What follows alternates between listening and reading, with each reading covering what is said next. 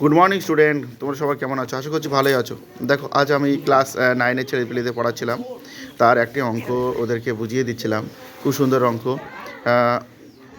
সূচকের অঙ্ক একটা করাচ্ছিলাম। একটা অঙ্ক ওদেরকে বুঝিয়ে দিচ্ছিলাম। দেখো, করানো হয়ে গেছিলো, বোর্ড আছে, বোর্ডের অনেক ছেলেপিলে বুঝতে পারছিল না, সেই জন্য আমি এই অঙ্কটা ওদের বুঝিয়ে দিচ্ছিলাম।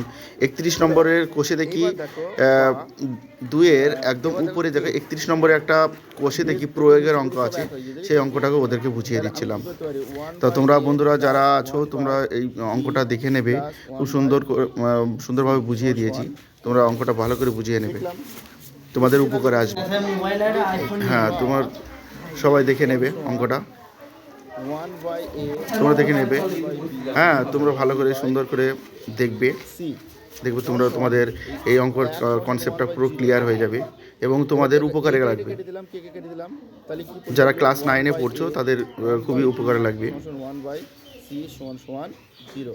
এটা দেখো, এইটা চলে এসেছে, দেখো এ 1/a 1/b 1/c সমান 0, দেখো চলে এসেছে। তাহলে এটা আমি কি লিখতে পারি? প্রুফ লিখতে পারি।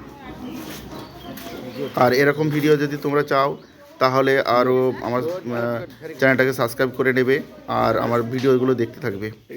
লাইক, কমেন্ট আর শেয়ার।